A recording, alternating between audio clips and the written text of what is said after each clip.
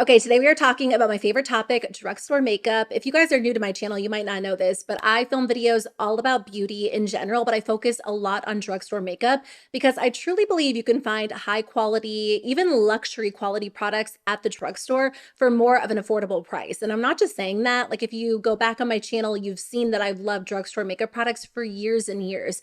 And even though I love shopping at Sephora, like there are high-end makeup products I enjoy, makeup as a whole is getting so expensive, even at the drugstore. So when I film videos, kind of narrowing it down to like products under $10, I find that it's a little bit more difficult. I just did a video on underrated drugstore products under 10, which a lot of you seem to like. So I'll link that below if you missed it. Today's video is kind of like a spin-off on that one. I wanted to feature, instead of talking about underrated products, viral products that are truly worth it. Different makeup products go viral every single week. And sometimes it's hard to know, like, is it actually worth the hype, or is everyone just jumping on the bandwagon and featuring it? A lot of viral products come with an increased price tag because it might be a dupe, or the brand might know it's going to be something that's really popular. So is it actually worth that price increase? These are the products that I chose that I truly think are worth it. They've gotten a ton of hype, but they've gotten hype for a good reason. You've probably heard me talk about a lot of these products, if not all of them, if you've seen some of my previous videos, but I definitely think they're worth repeating. These are the products I use, which is why,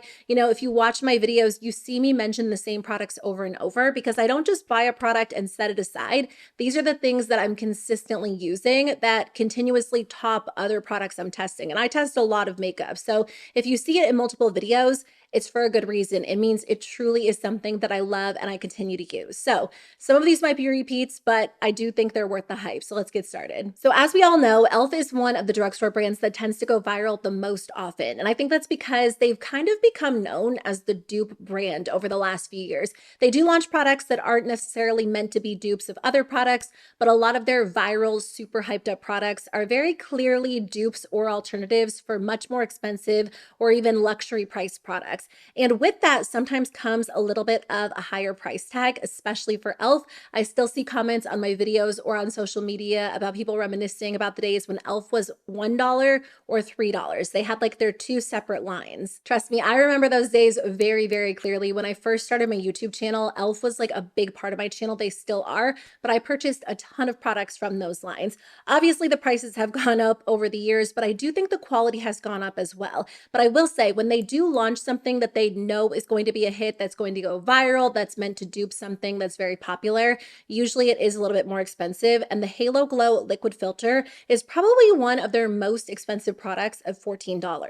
$14 is a lot for a drugstore product, but I truly think the quality is there with this product. I have tried the Charlotte Tilbury Hollywood Flawless Filter, and honestly, I didn't love that product at the time. I almost think if I tried it today, I might like it a little bit better, but I just don't think there's a need for it now that this product exists. This, in my opinion, is like the best glowy base product because at this point, every single brand has launched their version of that Charlotte Tilbury product, and this remains my favorite. I know a lot of people actually like to use this in place of foundation or tinted moisturizer. That doesn't typically work for me because my skin is a little bit oily and I feel like I just need a little bit more coverage. I tend to use this more so as a mix-in, and I love it in that way because it adds the perfect touch of glow, and it's such a creamy, gorgeous formula that whatever product I typically mix it with ends up looking better on my skin than it does without this. This does look really beautiful as a base. You can also use it as a liquid highlighter. I feel like they have a really good shade range, especially compared to other brands that have done something like this. I do think it's worth that $14 price point. Very hyped up, but the quality is absolutely there. Another e.l.f. product absolutely worth the hype is the Jelly Pop Dew Primer. I know I've talked about this a lot over the last few months.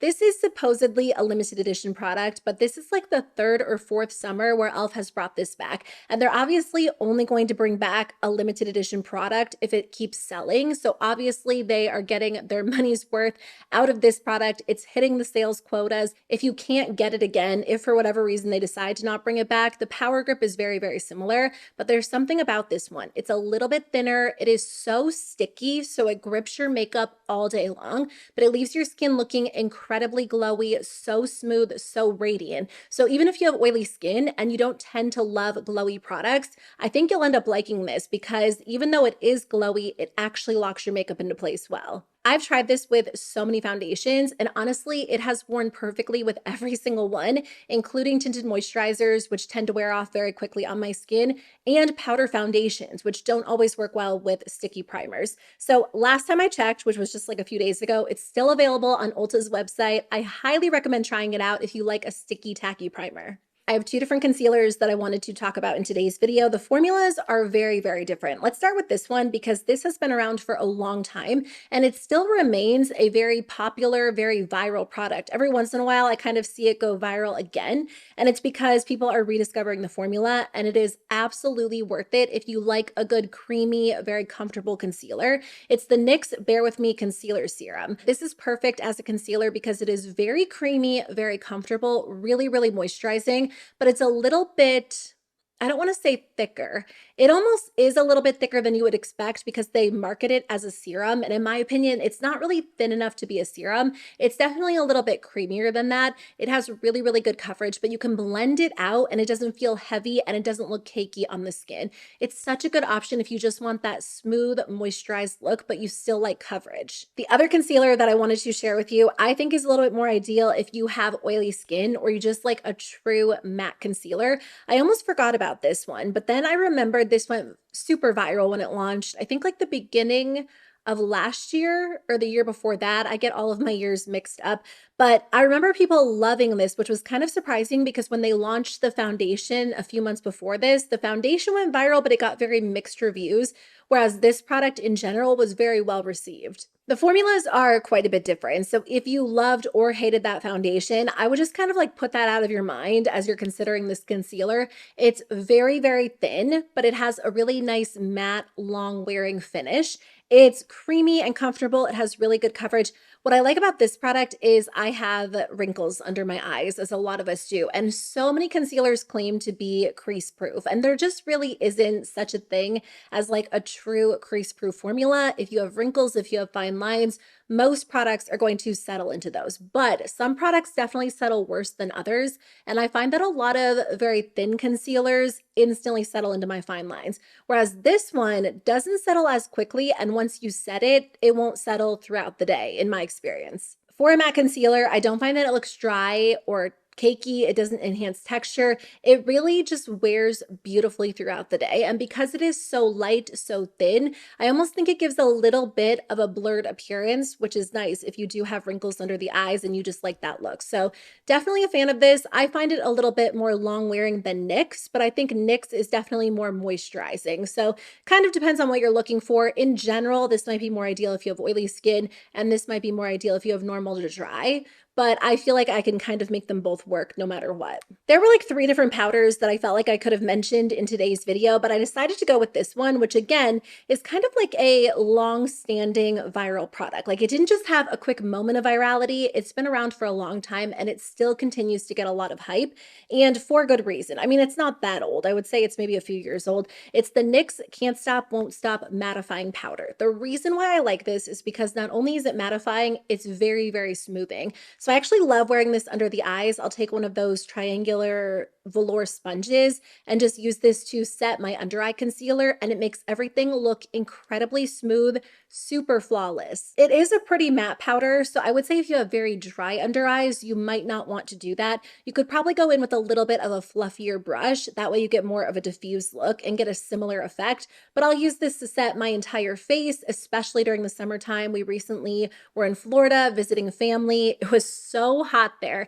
And if you live in Florida, do you even wear makeup during the summer? I am so curious to know what your long wearing makeup must-haves are if you live in Florida or like a very similar climate, because I would either just skip makeup or I would do like very quick makeup, and then after a few hours it wouldn't look the same. So anyway, this is one product I did use quite a bit while we were there because it was just so hot. So I do have a couple of mascaras to talk about. Let's talk about the one that I actually do not currently have. It's the e.l.f. Lash and Roll. e.l.f. has actually had a lot of mascara hits over the last few years, which has been really nice to see because because at one point I had tried every mascara for them and nothing seemed to work for me. But I would say over like the past 2 or 3 years, most of their mascaras have worked well for me. The Lash and Roll is such a good everyday mascara. It's meant to lift the lashes, curl them. It just gives your eyes like a very open, wide awake effect, which is really nice. It's definitely not overly dramatic. I don't find it too clumpy or too voluminous.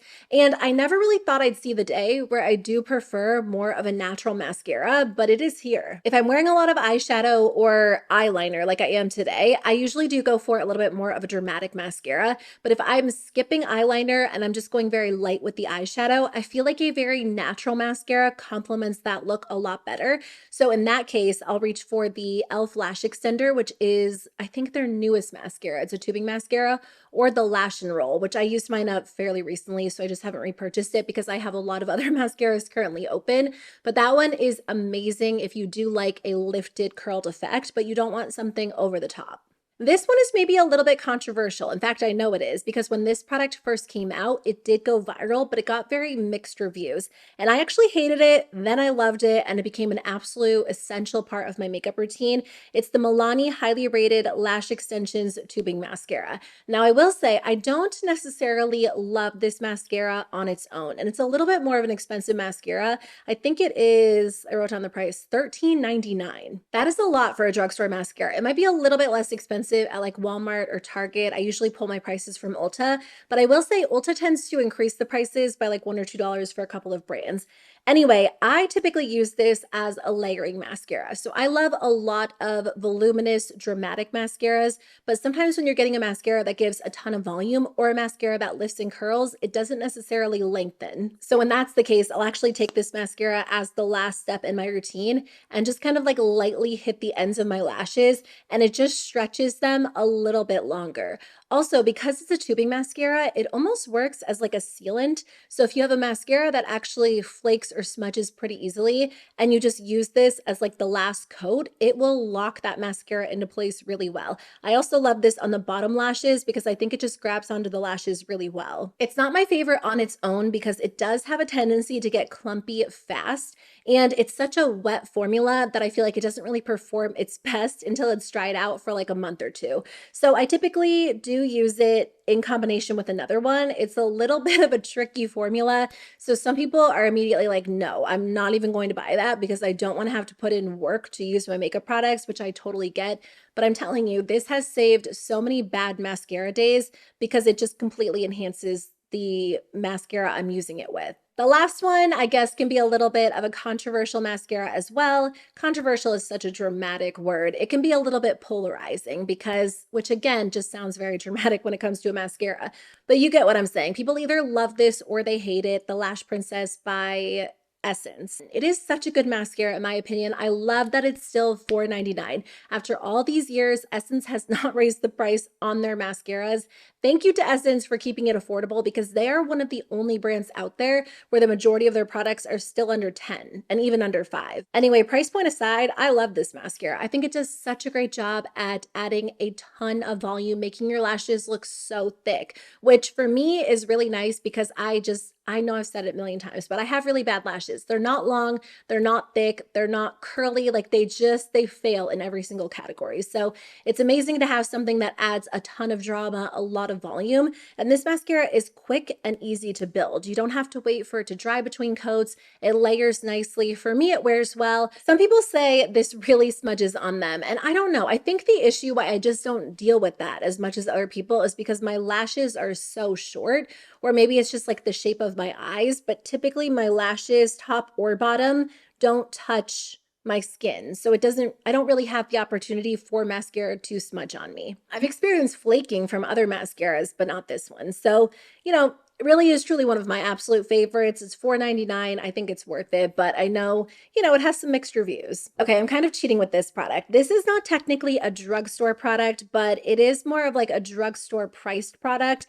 And it's weird because I see some people call About Face a drugstore brand, but some people are very strict when it comes to the definition of drugstore. And if it's not sold in an actual drugstore like CVS or Walgreens or Rite Aid, they don't consider it a drugstore brand. Personally, Personally, I kind of use the word drugstore as like an all-encompassing term.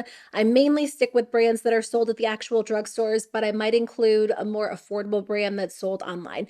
So anyway, I guess About Face, maybe they're more of like a mid-range price brand, but I will say this product goes on sale all the time.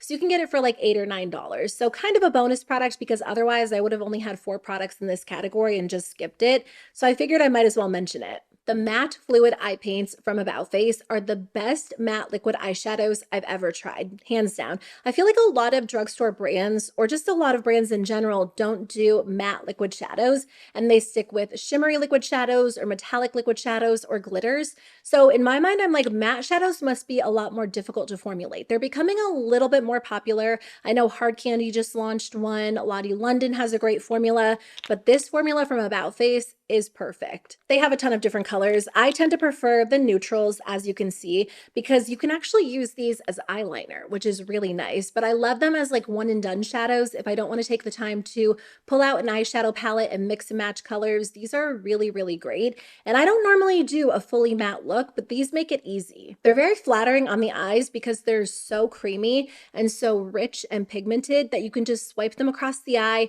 tap them in with your finger, or take like a crease brush and blend out the edges, and you'll have a perfect look in 2 seconds. And when these dry down, they don't move. So personally, I love that you can use them as a liquid shadow or an eyeliner because I feel like the product itself just makes it more so worth your money. Like, I love a good liner. I love a good liquid shadow. Personally, I'm not typically using like glitter or metallic shadows as liner, although that would be really cool. I just feel like that doesn't come into play for my makeup style very often, whereas these are just a lot more practical. So I love them. They're practical. The quality is there. They're absolutely worth the full price point of $16, which is kind of on par with a lot of drugstore price products these days. But you can absolutely get these on sale all the time during like a 21 days of beauty sale at Ulta. So I will say one of the brow gels that went absolutely viral was the NYX Thick It Stick It. And this is my #1 favorite brow gel of all time. I like this because I honestly think no matter what type of brow look you like, this probably could work for you. If you like that lifted laminated look, this will work because it actually holds your brows into place. I do like that look a little bit. Like, you can see that my brows kind of have that going on. My brow hairs are kind of hard to lock into place. They don't really fall down. They're just kind of like straight. So I like this because it actually holds them up into place. But if I want more of a natural brow look, which doesn't happen all the time, I'll just take this and just put it straight across and it will lock them into place that way. Because this is very pigmented and it has fibers, it actually gives your brows a very thick, full appearance, which is super nice. The only person I would say who might not love this is someone who doesn't like a slightly stronger holding brow gel. If you want to be able to like touch your brows all day long, you probably won't like this. You'll like something that's a little bit softer and fluffier, or maybe just a brow pencil. But if you want your brows to stay in place well, but still kind of look a little bit realistic, like still give you the appearance of brow hairs that aren't hairsprayed into place, I do recommend this. I always end with lips, so let's do lips and then do cheeks. Now, fair warning, I have talked about all of these lip products a lot on my channel. So if you're like, I don't want to hear about them again, you can skip directly to cheeks. I'll put timestamps in the description box below. Let's start with the product that I've probably mentioned the least amount on my channel. It is the Essence What a Tint. This originally went viral because a lot of people were saying it was a good dupe for Benefit's Benetint. Now, that type of product from Benefit has never really been my favorite. I tried it a long time ago, maybe like 10 years ago at this point, so it has been a while. But when it comes to a liquid stain on my cheeks, I feel like I can never get a well-blended look. I'll like apply the product and then blend it in, but it stays wherever I initially applied it. So instead of having like a smooth, even look, I end up having like 3 circles where I dotted it on. So I was curious about that product for the lips, but I personally don't use Benefit. I only use cruelty-free beauty products. So when Essence came out with this, I bought it right away. I love it on the lips because it is such a gorgeous product, so easy to work with. You can go in with the tiniest amount for like a very, very light, subtle stain, but you can also very easily build this up and add like 2 or 3 layers for a much more intense stain. And then you can leave it or you can top it off with a lip oil or a lip gloss, and you kind of have your own glossy lip stain. I wish they would come out with this product in additional colors. I think Benefit has quite a few shades at this point, and Essence only has like this red tone, but I feel like a pink would be pretty, a coral would be pretty, a berry would be amazing. So maybe we'll see that at some point, but I do think this product is gorgeous. If you like Benefit's Benetint on the cheeks, you'd probably like this on the cheeks as well, but I do love it on the lips. I feel like the first lip oil to really go viral at the drugstore, at least within the last few years, was the Milani Fruit Fetish Lip Oil. At this point, they have a ton of shades. I actually just purchased one called Black Cherry Vanilla. I'll swatch that one for you so you can see what it looks like. I have it upstairs because I'm going to film a lip swatch like TikTok, Instagram with it later today. But I still love this formula so much. I mean, I'm still buying it. I just bought the Black Cherry Vanilla one. A few months ago, I bought the Luminoso one. At this point, like every single drugstore brand has launched their version of a lip oil, and I've tried them all, but I still love the Milani one. First of all, they have the best scents. They're all, for the most part, very fruity scented, and it's a pretty strong scent, but it's almost like a candy-like fruity scent. So it is very strong, but in my opinion, it just smells so, so good. They're all a little bit different, so I guess I shouldn't refer to them as all being the same. This one is Cocoa Cacao, which actually has a little bit of a chocolate scent, but I like these because they all have a hint of color. They're just slightly different depending on which one you get. Because they are lip oils, they're all very, very sheer, but some of them are kind of pinky, some are red toned. The new one looks like purpley or black in the tube, but it just adds like a cool wash of color to the lips. There are a couple of other lip oil formulas I love. The NYX Fat Oil Lip Drips are one of my favorites. These, in my opinion, almost feel more like a lip gloss, but that's why I like them, because they are shiny and smooth and glossy, but they actually last on the lips really well. They also just launched some new shades not too long ago, and they are available on Ulta's website if you want to grab them. I'm just going to add a little bit of this shade, which is called Live in the Cream. They're just really gorgeous, very comfortable, and because they do have like that slight stickiness, like nothing over the top, they actually last on the lips really well, which is nice too.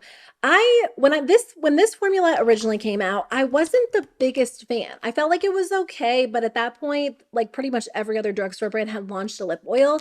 But these have slowly climbed their way up my list, and they're actually in like my top 5 at this point. These are the e.l.f. Glow Reviver lip oils. I like these because they do have a little bit of that gel-like texture, but they also feel like a lip oil. I feel like they're mixed between like a lip gel and a lip oil. So they're very shiny, just very pretty on the lips, just very comfortable. I like that you can reapply them super easily. They basically give the appearance of a lip gloss, but in my opinion, they're lighter, they're more comfortable in general. So they're perfect for everyday looks, whether I'm wearing makeup or I'm not. I don't know. It's like in my mind, it doesn't necessarily feel like a standout formula. Like if I'm applying it to my lips, I'm like, oh, it feels good, but I reach for these so often. I love the way they look on the lips, and they have pretty colors. Like some of them end up looking kind of clear on the lips, but some have a hint of color. So it kind of depends on which one you choose. I mean, in the end, I do feel like they're maybe somewhat similar to Milani,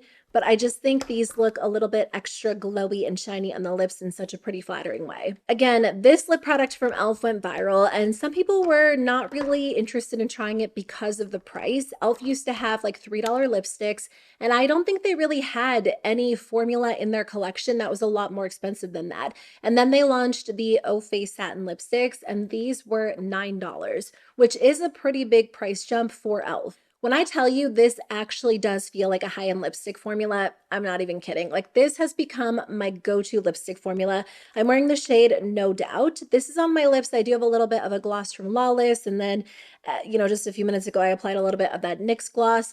These are so incredibly creamy. They are pigmented and rich and moisturizing. They don't wear off super quickly. Like they're definitely not transfer-proof lipsticks by any means. They're true cream lipsticks. But if you wear this and you have like a lip liner underneath, they're not going anywhere unless you're like constantly eating and drinking throughout the day. But if you're just talking, if you're like out and about running errands, it's going to stay in place well. I've always been a fan of e.l.f. lipsticks, but I almost feel like some of their previous launches almost had like a little bit of a waxy texture to them. Like it was a good lipstick, and once you kind of worked through that initial layer or that initial application, it would feel fine. These are different. They're buttery and creamy and moisturizing and smooth. Like if I wear them side by side with a higher end lipstick in my collection, I wouldn't even notice a difference. Like, that's how good they are. Okay, last category, cheek products. So I remember when I first got into high-end makeup, this was forever ago, like 2012, 2013. I had like just started my YouTube channel. I wasn't really posting regularly, but I remember going to Sephora or maybe placing an order online and ordering my first Tarte blush because I could not find a drugstore blush that actually lasted well on my skin. No matter what I wore, by the end of the day, it was completely gone. And for a little while, I was convinced I had to buy high-end blush to get a long-lasting formula. I do like some high-end formulas, but if you look at my blush collection, the majority of it is drugstore because there are so many good drugstore formulas. I actually need to do a blush declutter. I've been putting that off a little bit, but my blush drawer has it's grown a lot over the last few years because I've just kind of fallen back in love with blush. I like creams and liquids as much as the next person, but I feel like we were seeing such a lack of powder launches because creams and liquids were so big. And I feel like NYX reignited people's love for powder when they came out with this launch. This is kind of like a two-in-one because they did the Buttermelt bronzers and the Buttermelt blushes. I love both lines. They did such an amazing job with this line. It was such an exceptional launch, one of the best launches of 2024. Not only is the packaging cute, the shade range is amazing, and on top of that, the formula is gorgeous. These are $10. I feel like they could have gotten away with charging more, like $14, but I'm glad that it's, slightly more affordable at $10. Buttermelt is honestly like the perfect name for this formula. It is so creamy, incredibly smooth. What I love about these is they have like the most beautiful satin glow to them. There are some that are actually marketed as glowy blushes and then some that are just part of the regular line, but all of the blushes definitely have a little bit of a glow and the bronzers too. So they're incredibly flattering on the skin. They give you the most beautiful, smooth, airbrushed finish. And you can use a very light hand if you want like a softer look, but you can also build these up to look really intense on the cheeks. I love that they didn't shy away from color. And normally I'm not like a big colorful blush fan. Like when I'm going for a blush, I'm going for something that's pretty close to what I would look like if I was blushing naturally. But like, what's the fun in that? Of course, that's fun sometimes, but I feel like these encouraged me to kind of step out of my comfort zone and go for like a true pop of color on the cheeks. And they just made makeup fun. The e.l.f. Camo Liquid Blushes. This was a really, really good dupe. The Rare Beauty Liquid Blushes are perfect in my opinion. I know for some people they're a little bit too pigmented, but beyond that, there really isn't an issue with the quality at all. They're so easy to blend out. They're very long wearing. They have gorgeous shades to choose from, and you get a ton of product for the price. But if you're someone who just doesn't like to shop high end or you don't want to try that launch for whatever reason, this launch from e.l.f. is basically an identical dupe at a fraction of the price. I think you get a little bit less product in here, but when I did the math and broke it down, you could still get like two and a half of these for the same price as one Rare Beauty. Don't quote me on that exact breakdown, but even though you're getting less product, it's still a better deal price per ounce. So I'm hoping that e.l.f. does liquid bronzers and even liquid highlighters in this specific formula. I feel like it has to be coming, maybe later in 2024, or like the very beginning of 2025. But Flower Beauty has actually done bronzers or contours, blushes, and highlighters in their liquid formula. I actually don't find all three of the formulas to be the same. I don't love the blush formula as much. There's just like something about it that doesn't look as flattering on my skin. And I've heard people say that they don't like the contour formula. In general, most people are in agreement that the highlighter formula is really good. I do like the contour formula. I feel like it blends out well. It dries fast, so as long as you can move quickly, you'll be fine. But the highlighter formula is perfect. It's very easy to apply. It looks great on top of any makeup, whether it is cream makeup, liquid makeup, powder makeup.